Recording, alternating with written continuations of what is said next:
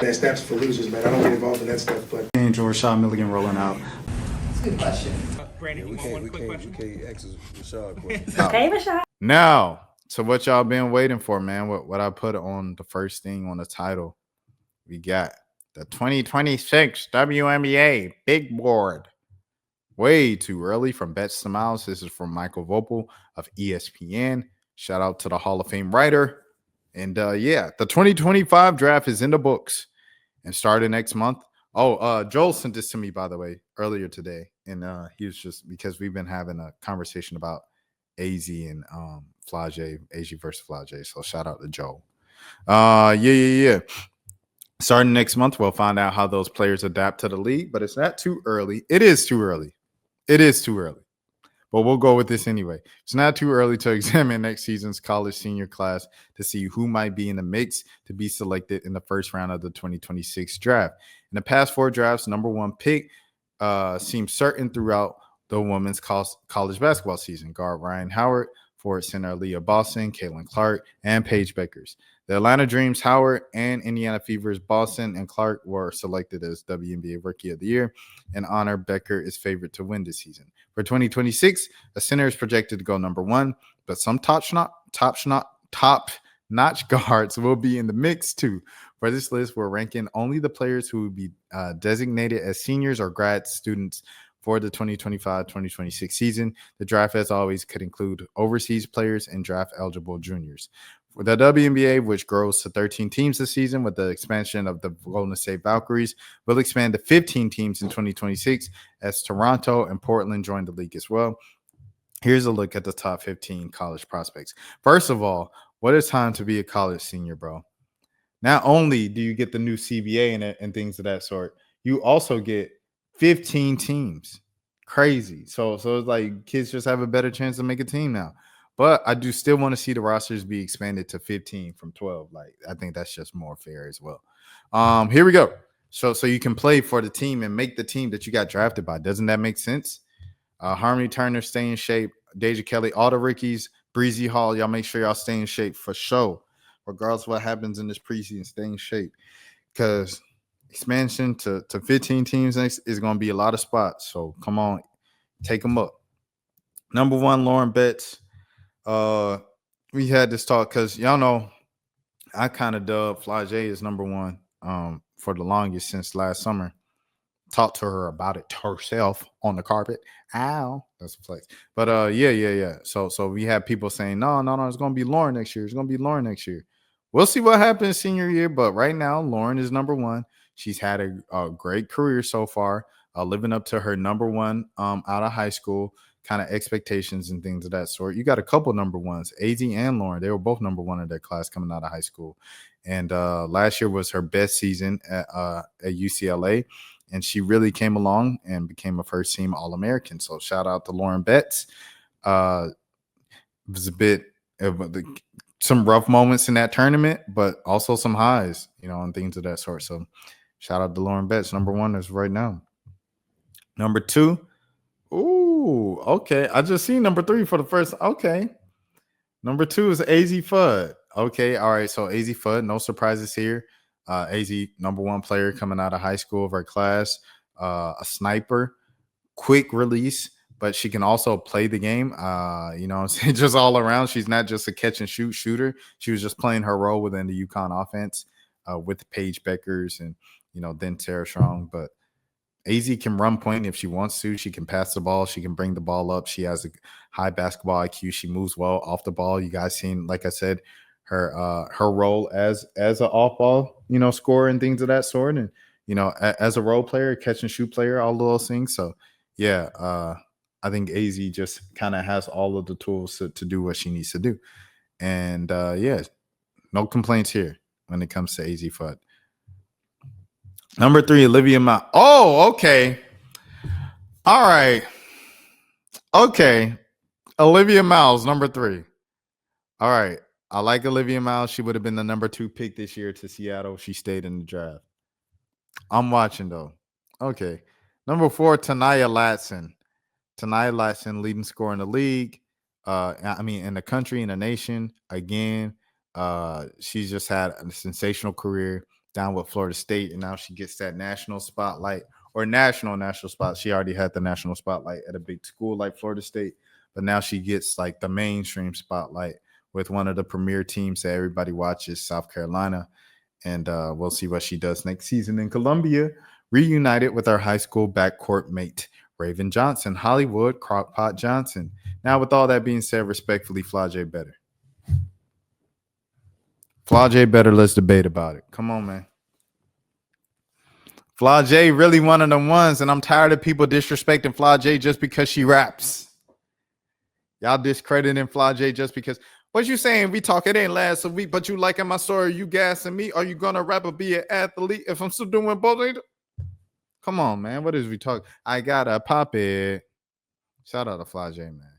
But I really think because she can rap extremely well, she gets underrated in basketball. Even if she's on, check me out now. Even though Flau'jae is on every commercial, and Flau'jae is probably out of this 5. You can say Azzi Fudd might be the only one that rivals her in terms of fame. So she might very well be the most famous person in this draft, right? You can argue that. She's still underrated as an actual basketball player, bro. I feel like, because I think people just look at her more as a celebrity and an influencer and the rapper and stuff like that, and a decent basketball player. Flau'jae better than decent. This season, she took a huge leap. Junior season, she took a huge leap. And what you call too, you know what I'm saying? She took a huge leap her sophomore season as well. And in her freshman season, she made a huge leap from when she first got in the league, adjusting, figuring out the league and things of that sort, versus the end of the season. And you know what I'm saying, the postseason, once we get into the national tournament, all of those things and stuff like that. Like, you know what I'm saying? Like, Flau'jae really shows those leaps and those jumps, and she's showing. So that's why I feel like, and she's still playing within the system. She's still playing within the offense. You got to look at the talent she's been playing next to. So she's got to share shots with Michaela Williams. She's got to share shots with Anissa Morrow. She had to share shots with Angel Reese, where she wasn't the number one option. This was the first year where she was the number one option, and she was averaging 19 points until she got hurt at the end of the year, everything like that. And so, like, her season total came out to 18.6, but she was averaging 19 points all season. And I don't know, man. I just think, don't be fooled by just the numbers, bro. I think Flau'jae is it, bro. I think she's legit. Olivia Miles, great all-around player, triple-double queen. Yes, salute. A very talented player. Azzi Fudd, her basketball IQ, I feel like it might be the highest. Lauren Betts has a lot of skill. A lot of people look at 6'7". It's a lot of 6'7" players that cannot play. She's got a lot of skill. She loves the game of basketball. Her passion is there. She loves to win. All that, you know what I'm saying? That's the type of player she is. She fouls, she hits you, everything like that. If it get down to it to win the game. And this is just something you can't teach. So I respect Lauren Betts. I respect Azzi Fudd. Olivia Miles and Tanaya Latson, I respect their college careers, but I think Flau'jae should be above both of them, in my opinion. That's my opinion, though. Ashlin Jackson, I did not know she'd be a senior next season. I really like Duke's team. Like, every time I watch them, and by the way, I want to put a disclaimer on there. I only watched Duke in the postseason this season. I only watched them in the postseason, so I wasn't watching them all regular season. Yes, I kept up with them from afar, so I knew about I knew about Toby coming into Duke. Of course, like, everybody knew about Toby because she was dunking. But like, I knew about Duke being in the running and being one of the better teams in the country, and the system and well-oiled machine that Carol Lawson's running and stuff like that. But watching them in the postseason, Ashlin Jackson is a very, very good player, bro. Very, very good player. I'm a fan of her game. And yeah, I mean, I think 6 is cool.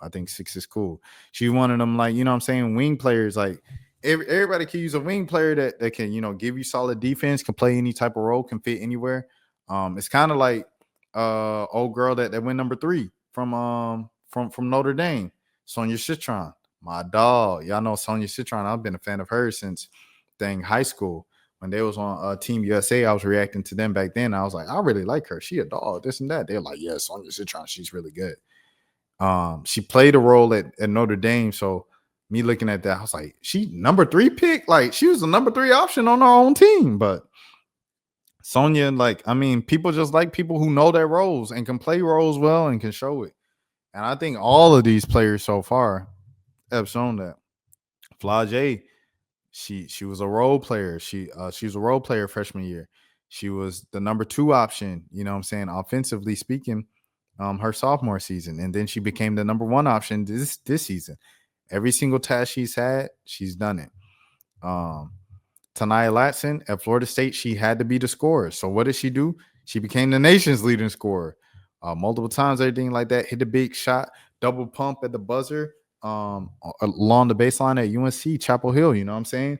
Okay, number 3, Olivia Miles. Olivia Miles, you need me to do it all? I'm the triple-double queen freshman season. Sophomore season, I get hurt. Hannah Hidalgo becomes the triple-double queen. I come back my junior season. Okay, we got Hannah Hidalgo. I'll play second fiddle. If Hannah's hotter, I'll play second fiddle to Hannah. And you know what I'm saying? Because I'm going to get mine regardless. If Hannah got a little trouble, she kick it out to me. She knows she can trust me when she give me the ball. Azzi Fudd, like I said, catch and shoot player now. But she came out of high school as the number 1 player. A lot of kids and a lot of people was having a discussion.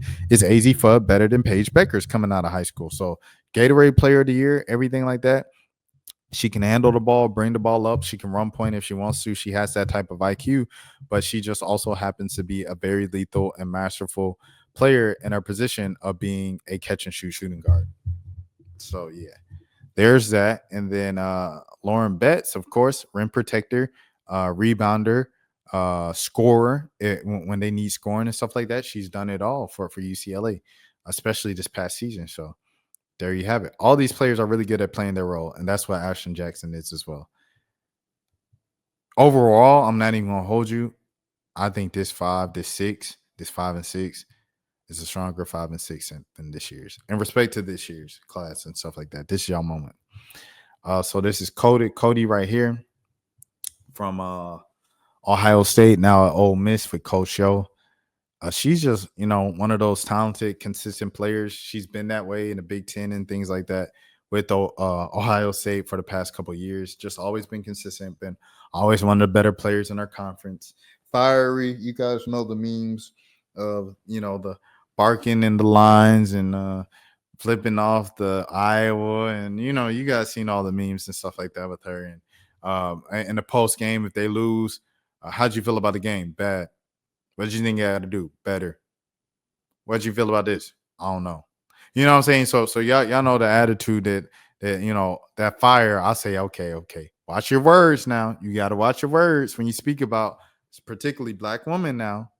You got to watch your words. So I say when she plays with the fire and the passion, you know what I'm saying, with the game and stuff like that, you know what comes with it. But yeah, at the same time, overall, the reason why people take it on is because she's a talented player. And she has a lot in our arsenal. And yeah, this I ain't gonna hold you though. I'll probably put Sarah over her. Sarah averaged, bro. I still cannot get over her like stat line, bro. She averaged 19 points, nearly 10 rebounds, and 2 blocks a game, bro. And this was like, I don't even think like her best season statistic. That's crazy. Sarah Williams is crazy, bro. I ain't gonna hold you. And she got that size too. She's 6'4". I'm about to say 6'7". But you know what I'm saying? Good size, everything like that. I think she's a very, very great prospect. Whoever gets her, whether it's UConn or LSU, they're in for a treat. LSU would be very interesting to see with Malaysia and Sarah in the fold and Kate Koval and the girl from Joyner, Amaya Joyner from Eastern Carolina. LSU got, you know what I'm saying? They really just threw a bunch of big names in and see, okay, what can we get out of this? It'll be interesting to see. Shout out to Jada Richards as well, staying down, staying with the team. Michaela always going to get hers. Flau'jae always going to get hers. You coming into their territory.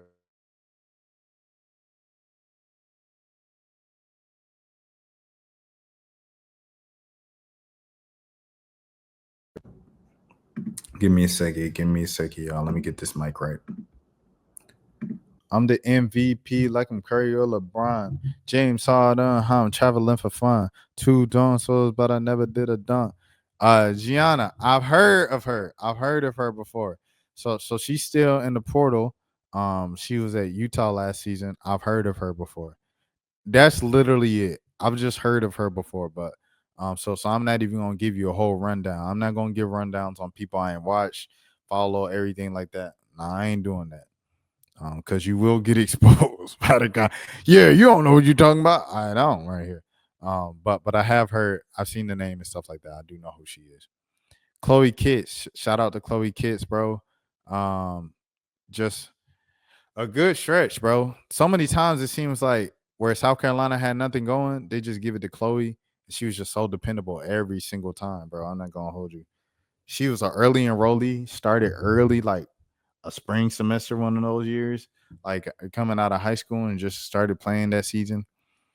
But yeah, shout out to Chloe Kitts for sure. I rock with Chloe Kitts. Yarden, I know of Yarden. But that's about it. Reagan Beers has been one of the better players in college basketball for like her entire career. So I respect Reagan Beers 100%. Nothing but respect for Reagan Beers. And I think she could be a couple spots her. Oh, you know what I mean? But hey, no, we'll see. Kiki Rice. This is kind of a bit of a fall for Kiki coming out of high school. You know, she was kind of like top 5, top 2, rated number 1 in a lot of places and stuff like that. So yeah, I think she was McDonald's MVP and things of that sort. So yeah, it's kind of upsetting how her career is going, but I think she'll still take it. She ain't a bust. So that's all that matters.